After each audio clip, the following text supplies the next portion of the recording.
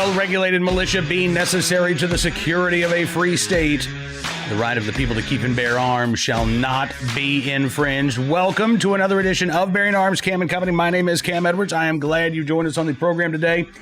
We're going to be talking with Mr. Larry Keane. He is the Senior Vice President and General Counsel with the National Shooting Sports Foundation. In just a moment, we've got a couple of things to talk with Larry about. So Friday actually was a big day for the Biden administration and their anti-gun moves. First, we did see the close of the public comment period for the first of two proposed rules by the ATF and the Justice Department. This particular proposed rule dealing with redefining such terms as frame, receiver, firearm, even readily in the Gun Control Act. And this would be bad news for gun owners in a lot of regards. The specific attempt here by the Biden administration is to go after, quote-unquote, ghost guns. Home-built, unserialized firearms, which have been legal to do. It's been legal to build your own firearm since before this country was a country. But the Biden administration wants to put a stop to it and believes that it can do so by enacting this proposed rule. So we're going to get an update from Larry Keane. Now that the public comment period is closed, what are the next steps for the Biden administration here? Also on Friday, the State Department announcing new sanctions against several individuals in Russia as well as several businesses in Russia. And why this is important is because this will impact, I think this is actually going to, I'm very curious to see what Larry Keane has to say, but I think this is going to actually impact American gun owners far more than it's going to hurt any Russian business interests. Because one of the things that the State Department is doing, as it says, after September the 7th, no new permits will be issued for importing either firearms or ammunition from Russia into the United States. Now, I know that this was reported in some quarters as a ban on all Russian ammunition, starting right away. That's not the case. These existing permits that are already in place will remain in effect for the lifetime of those permits. But you're going to see, it sounds like, again, a freeze on the issuing of any new permits. And then as these existing permits expire, the Biden administration is not going to renew them. So we could see a gradual reduction. And maybe, again, it depends on how gradual we're talking about here, but we could see a gradual reduction in the amount of ammunition imported from Russia into the United States, which accounts for roughly 30% or so of the U.S. ammunition market. So that's not nothing. But we're going to get the nitty-gritty details from Larry Keane from the National Shooting Sports Foundation, because he has been studying this issue all weekend long, trying to figure out what it means for the industry. Probably not spending too much time thinking about what it means for Russia. But again, I suspect that Russia is going to find buyers for this ammunition. If it's not imported in the United States, I mean, I can think of a newly formed government in Afghanistan that might be interested in acquiring some Russian ammunition, right? And Russia is certainly trying to increase its footprint in Central Asia. So again, I don't think Russia is going to be too bothered by this particular sanction. I think this is more of a backdoor jab at American gun owners. But let's find out what Larry Keane has to say from the National Shooting Sports Foundation, Senior Counsel and Senior Vice President and General Counsel for the National Shooting Sports Foundation. Take a look and listen. Larry, thank you so much for coming on the program, sir. It's good talking with you today. Always a pleasure to spend time with you. No, always something going on. Thanks to the Biden administration for always giving us something to talk about. Let's get started, if we can, talking about these new sanctions that were imposed on Friday against supposedly against Russia. But I said at the beginning of the program, I have a feeling that American gun owners are going to feel the pinch more than Russian ammunition makers at this point. So tell me, what exactly did the administration do? Because I know that there's been a lot of concern and, a lot of folks seeing the breaking news and maybe jumping to conclusions. What is the Biden administration doing when it comes to the importation now of Russian firearms and ammunition? So on Friday afternoon, the State Department announced that it was imposing, along with the United Kingdom, it was a joint statement, imposing additional sanctions on Russia as a consequence of their involvement in the attempted assassination of a Russian dissident political leader. 1 year ago on Friday, there had previously been sanctions imposed, so these were additional sanctions. There was some rumors flying around the industry based on some comments made during our import-export conference earlier in the month. And so, but nothing concrete, and we couldn't run it to ground. But on Friday, they announced that beginning September 7th, when the sanctions are published in the Federal Register, they will no longer issue Form 6s, the ATF Form 6, to allow the importation of Russian-made firearms and ammunition into the United States, at least for 1 year. They will revisit the sanctions at the end of 1 year and whether they will continue or not.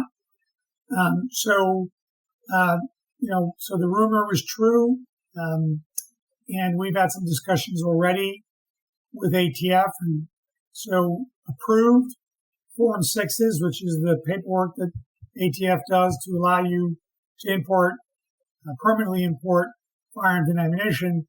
They have told me that they will continue to honor approved Form 6s, and they will continue to process applications for new Form 6s through till the publication of the rule or the sanctions on September 7th. So a number of companies that import Russian ammunition have already secured quite a number of Form 6s that have already been approved, and the Form 6 is valid for 2 years. So, we're also trying to get confirmation that any shipments that arrive in the U.S. port after September 7th, but based on an approved Form 6, will be allowed to be imported into the United States. We believe that will be the case.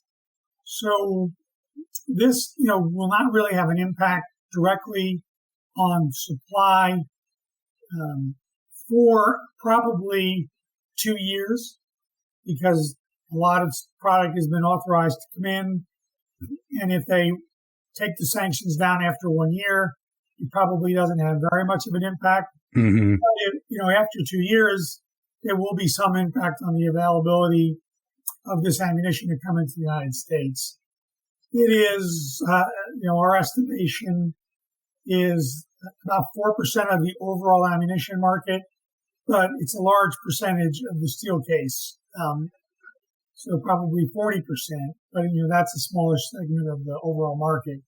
So there does not appear to be any direct nexus between the Russian manufacturers and this attempted assassination plot. This is, I think, economically driven as a way to try to hurt the Russian regime economically.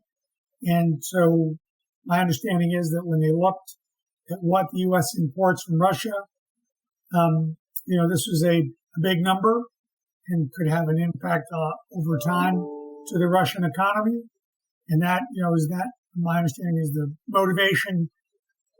Obviously, will be some impact on the U.S. marketplace, particularly given the heightened demand that we have now. Yeah, absolutely. And I'm glad to hear that there's not going to be an immediate impact on ammo availability. Again, it sort of sounds like it kind of reminds me of California's slow motion gun ban with their handgun roster, right? So we're not approving any new handguns for sale. Older models get removed from the roster, and in turn, it becomes a slow motion gun ban. It sounds like that's sort of what we're looking at here. This is a slow motion ban on the imports of Russian ammunition, starting with no new permits will be approved, and then as these existing permits expire, the potential then becomes that they would not be renewed either if these sanctions remain in place. So it'll be about what I've been talked to some folks in the industry that import Russian ammunition, and they say they won't see an impact for 2 years because there's product coming in. There are approved Form 6s. There will be additional Form 6s approved between now and September 7th, I'm sure. We've talked to ATF about that. You're going to be inundated with these applications, and they expect that. So it will not have an immediate impact. And again, they could decide after a year to lift the sanctions. And so there probably wouldn't be any impact. We'll have to see what happens in 2 years, whether they continue. Again, there's no direct nexus between these companies in Russia and the people involved in this, assassination plot that both the U.S. and the U.K. are, sanctioning Russia over. And, we'll see what happens in 2 years. Or in a year, and then what the impact is in 2 years. Yeah. All right. Well, listen, something else I want to ask you about, because this, I think, is going to impact gun owners in the short term, certainly much sooner than 2 years from now.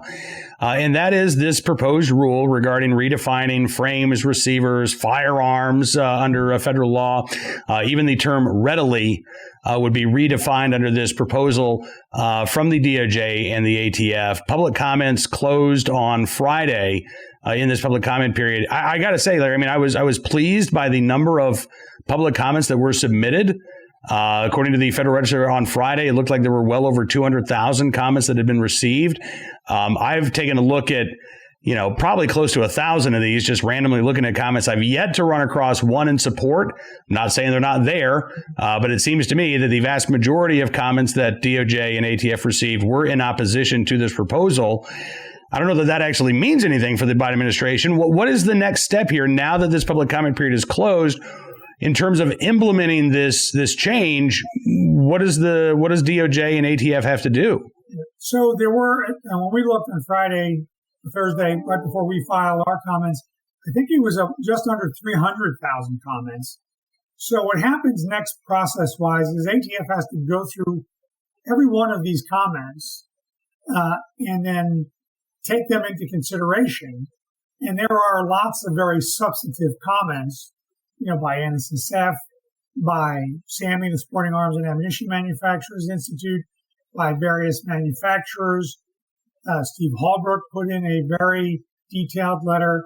So they have to go through all of these arguments about how this is problematic. And it is unworkable and very problematic. It exceeds their lawful authority. By requiring multiple serial numbers, either multiple serial numbers on one firearm or the same serial number multiple times on different parts. It's unclear. It's going to make it very difficult to get firearms repaired. They are attempting to require gunsmiths to have a license, and then any privately made firearm that comes into their possession, they're purporting to require those licensees to put a serial number on the privately made firearm. There's no statutory authority for that at all in the Gun Control Act. So they'll have to go through all these many, many comments and take them into consideration and decide whether they need to modify or have to modify the proposed rule. And with almost 300,000 comments, that's going to take them some time. Then they will have to do the internal review within the government of any modifications to the proposed rule, have to go through the review process within the government, and then eventually be approved and published as a final rule. That will, it's hard to estimate, but it will certainly take many months.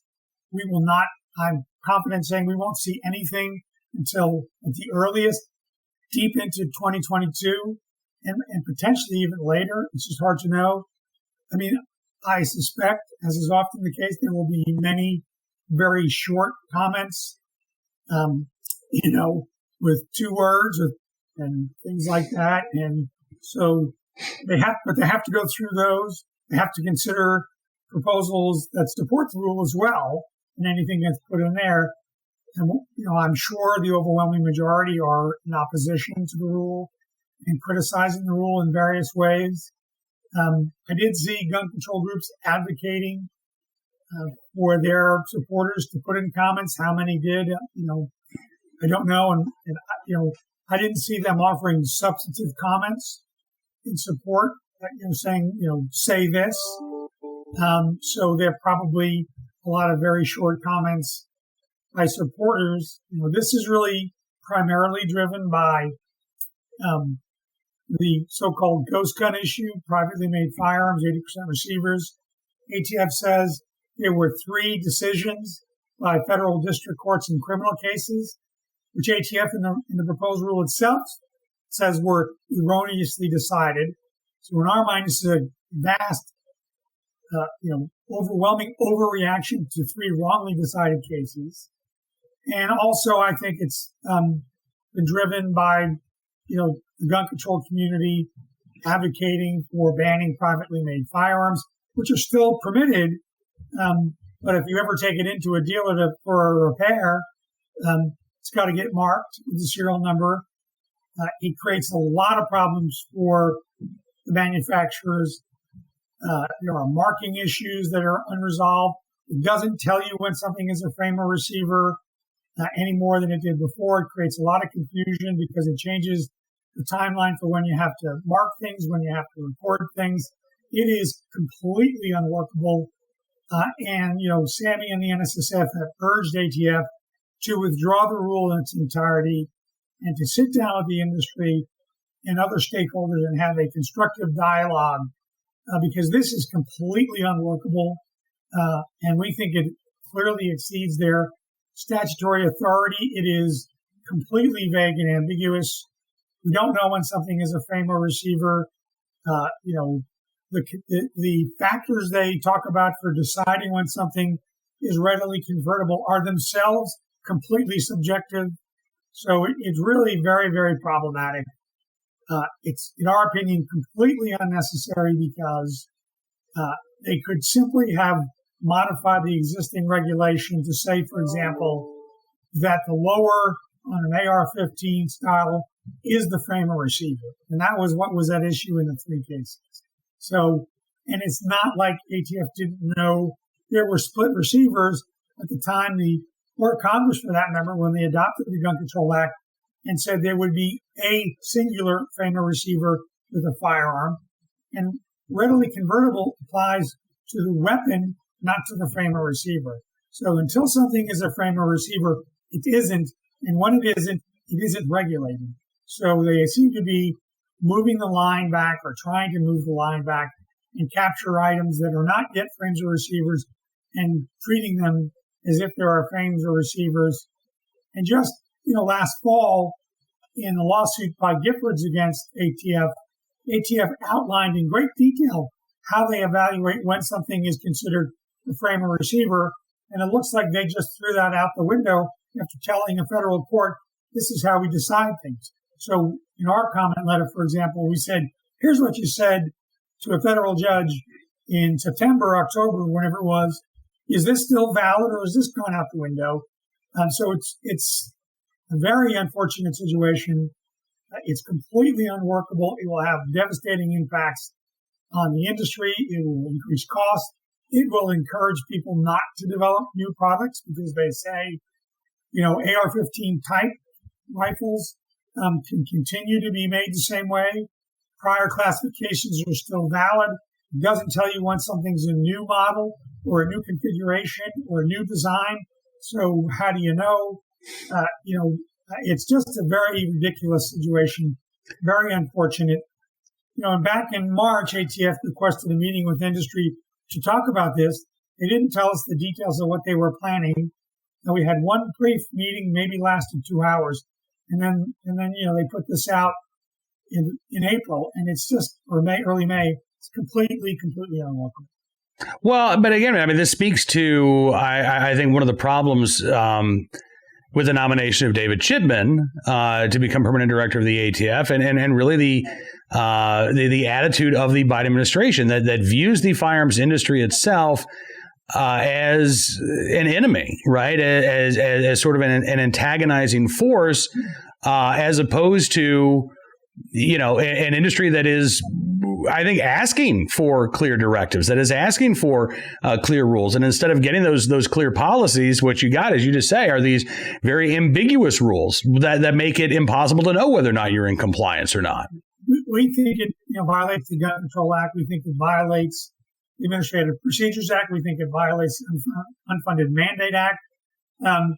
It was clearly something that had been in the works at ATF and DOJ for a very long time. This was not something at 115 pages that was written between March and May. So this is something been ongoing for a long time, which is very frustrating. And again, only one very brief meeting with the industry, which we were very disappointed that was the case, because we do want to comply. We do want to have clear rules so people know what they can and cannot do. And to your point, the Biden administration doesn't treat us or look at us like we're the enemy. During the campaign trail, Joe Biden said out loud from the debate stage, right, the firearms manufacturers are the enemy, quote unquote, the enemy. So it's not really a surprise when we see this coming from the administration. And, it makes you wonder about the Russian sanctions.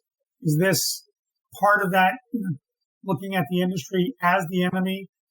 Because it's not clear to me that it's going to have an impact. Those sanctions are going to have any impact on the Russian government. Yeah. Since there's all this product in the pipeline, it's going to come in unless they change their mind about that, which they could do.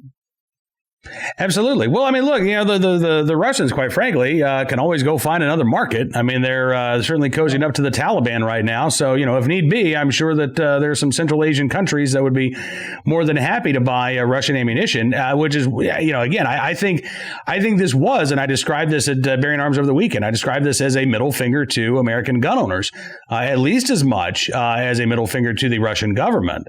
And by the way, personally speaking, I'm all in favor of sanctioning the Russian government and Putin for engaging in the assassination attempt against Navalny. But again, as long as it's aimed in the right direction, and I just don't know that this is actually aimed at Russia as much as it is aimed at the American firearms industry and American gun owners. Listen, Larry, I cannot thank you enough for the explanation, for giving us a little bit more detail about this. So, we still have that public comment period open for the second of the two proposed rules here, this one regarding stabilizing braces and pistols. What is your advice to gun owners right now when it comes to that particular comment? Public comment period, I believe, closes early next month. In September, I forget the exact date. I would encourage everybody to submit comments through the portal about the rule. That, within the Second Amendment community, that rule seems to have gotten a lot more attention. But I think what will have a bigger impact, certainly on the industry overall, and then that just flows through to consumers, is the frame and receiver rule. But I would encourage everybody to comment. I mean, it's another example where, ATF has said these devices are permissible under the Gun Control Act. They gave manufacturers termination letters, and then they're pulling the rug out from underneath those companies after saying it was okay. So that's very problematic, right? Like they encourage people to submit for classification. You get classifications, and then they can pull the rug out from underneath you and kind of topple your business because it's politically expedient. So it's very frustrating. As you've seen, a lot of comment letters from the Hill. I think, I suspect, and most political pundits believe, the House will flip in the midterm elections. Probably going to be a wave election. And the Republicans will have a pretty large majority, I suspect. Whether that happens in the Senate remains to be seen. But I think you'll probably see, action in the House, at least in the next Congress.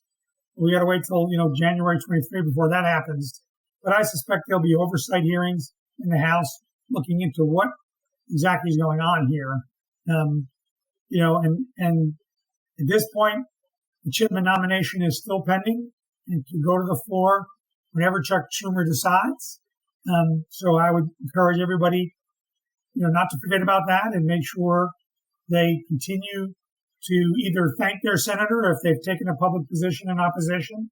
And if their senators have not, they need to continue to reach out and contact them and make sure they do not support the Chipman nomination. I mean, it's just so beyond the pale. Can you imagine the reaction from the left if President Biden had nominated Chris Cox or me or Wayne LaPierre to run the ATF? They would be shouting from the mountaintop. And honestly, Cam, with just cause, right? That would be absolutely wrong. Look, I mean, Larry, down the fairway, it's like. I used to joke during the Trump administration. That was like a running gag on Twitter. I'd say, all right, I'm ready for the president to nominate me to head up the ATF, because the idea itself was so ludicrous. And yet that's exactly what we've seen now from the Biden administration in trying to appoint a committed gun control activist as the head of this agency. And I think taken all together, these proposed rules that we're seeing from the ATF, the nomination of David Chipman, again, the new sanctions that were imposed that I believe will have more of an impact on American gun owners eventually than the Russian ammunition industry.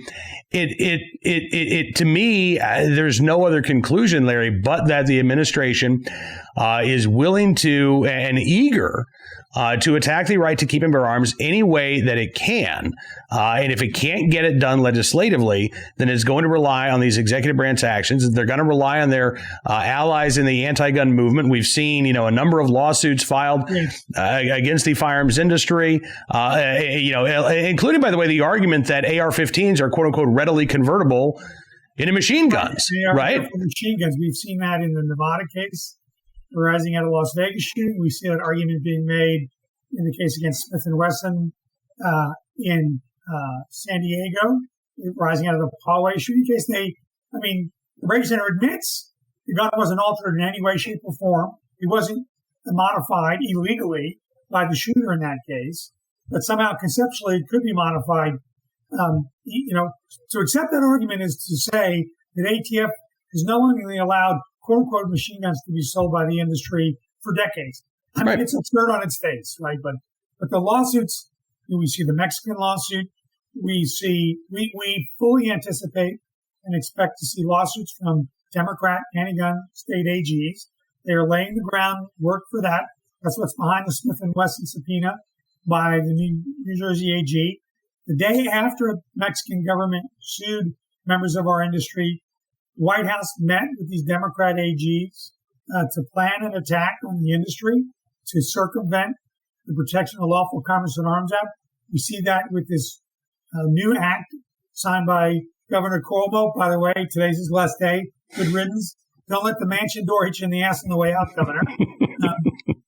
Where they're trying to work their way around the PLCA to inundate the industry with lawsuits. And they are working. The gun control groups are coordinating together. They are working with the Democrat AGs, and they are also coordinating with what's called FACTS, the Firearms, Accountability Coalition of big white shoe law firms like Proskauer Ross, that's helping to represent the plaintiffs in Soto, and they are basically trying to weaponize the Soto decision and make everything somehow about marketing and advertising. I feel like there's going to be a reference. Many in the audience may not get this, but I feel like I've gone into Mr. Peabody's Wayback Machine in 1997 again. And all of these same theories about negligent marketing, oversupplying the market, they've all come full circle. Everything that was, the Hamilton case was negligent marketing and oversupply. That became public nuisance in the municipal lawsuits. Now we're seeing that, these claims of, Unfair Deceptive Trade Practices Act. It's all the same. Any theory they can conceive of, which is what was so bad about the Soto decision, why it was so wrongly decided by one vote, by the way, 4-3. They are trying to exploit that. They know they can't pass a repeal of the Protection of Lawful Commerce and Arms Act. And the Mexican government, for example, they have no standing to bring that lawsuit, I believe. And even if they do, it's barred by the Protection of Lawful Commerce and Arms Act. And now they're trying to concoct this theory that, they can come into a U.S. courtroom, file a lawsuit asserting, American legal claims like public nuisance and negligence, but then try to say, well, it doesn't apply to us because we're the government of Mexico. That is rubbish. You decided to sue us in an American courtroom. You live with the American law. And there's nothing in the PLCAA that says, for lawsuits alleging the claim occurred in New York or in the United States, it doesn't matter. It doesn't allow these claims to be filed in federal court or state court anywhere in the United States. If the harm you're claiming about arose from the criminal misuse of the product, you can't sue the manufacturer, right? You can't. Yep. So even in that case, they try to claim Well, basically the Soto theory. Oh, it's about marketing and distribution. Your advertising is what caused drug cartels to smuggle guns into Mexico. I mean, it's just ludicrous on its face.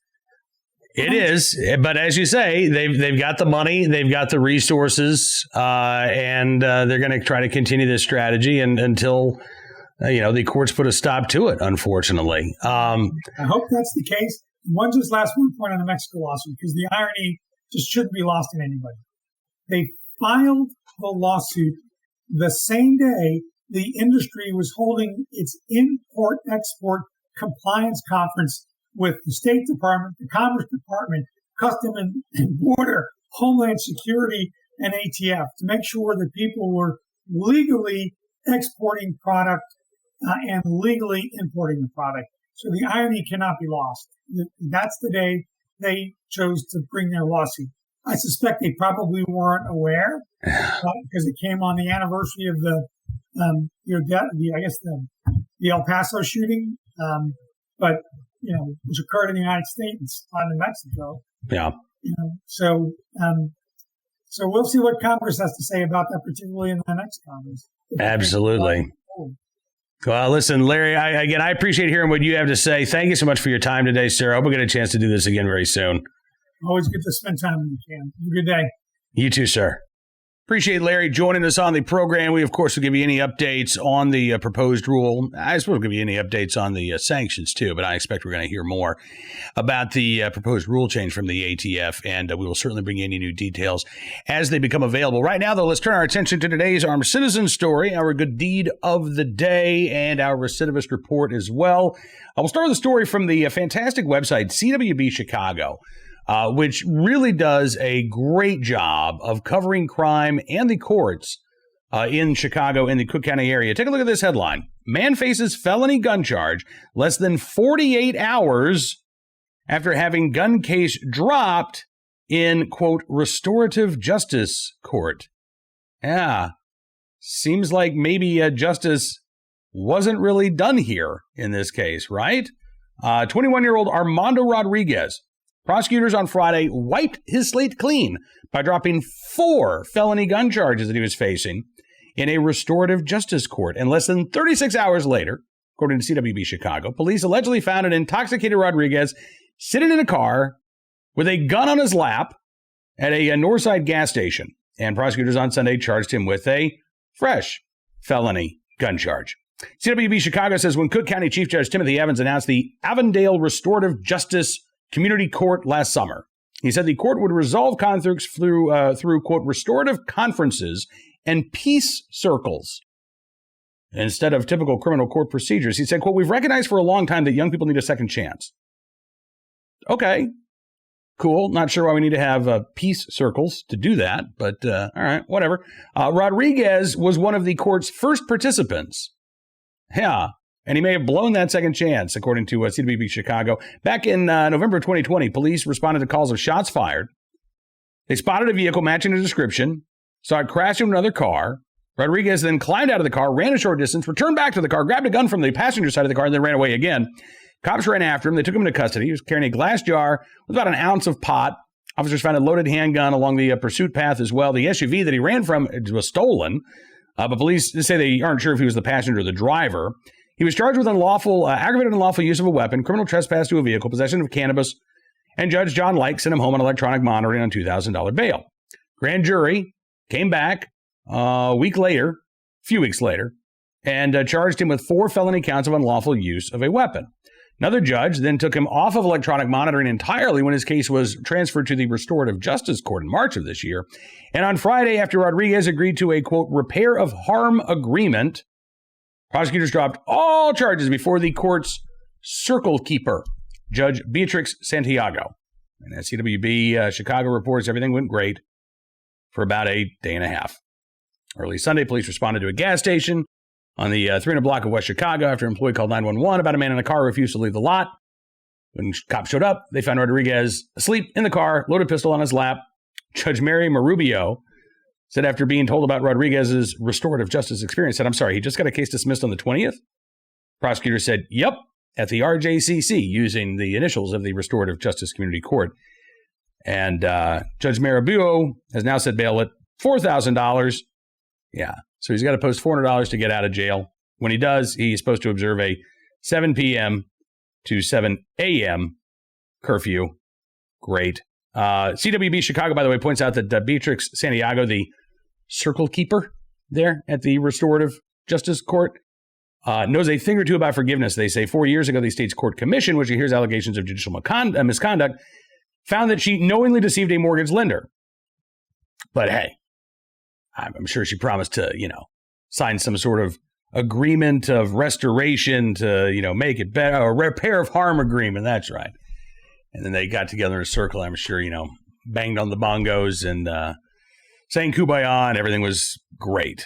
If you don't care about the increase in violent crime in Chicago, that is. Today's armed citizen story from South Carolina, where an armed citizen able to stop a would-be intruder in the Spartanburg area. This from WIS TV. It happened about 9:30 p.m. Saturday night. According to police, residents say the man kicked in the back door of a home. He was armed, apparently. He was, according to authorities, or according to the residents anyway, he was armed with a handgun. There was a confrontation. One of the homeowners shot the would-be intruder. Coroner's office identified him as 29-year-old Damian Quintel Henderson. Officials say the residents were not injured. The investigation is ongoing, but right now this appears to be a clear-cut case of self-defense. And finally today, our good deed of the day from Humboldt County, California. The website, what is this, Redheaded Black Belt, which covers news in the Emerald Triangle, giving, they say, a round of applause to Matt Taylor, who's a garbage truck driver whose early morning heroics in Eureka, California, saved a sleeping family from a burning home back on August the 10th. He noticed smoke pouring out of a home along his route, and after confirming that people may be inside, he immediately sprung into action. He woke up the sleeping family inside in order to evacuate them safely. 4 people and their pets made it out okay. He told Humboldt last week, quote, "I knew I needed to get them out of there right away." He also said he did not hear any smoke alarms, but he said that much of the event was a blur until he was able to collect his thoughts. He said, "I parked the truck for maybe 15 minutes afterwards to chill out a bit." He says, "I was wound up right afterwards." And then he completed his route. Damage is estimated about $150,000. I mean, this was a pretty significant blaze, but thanks to Matt Taylor in the right place at the right time, willing and able to do the right thing.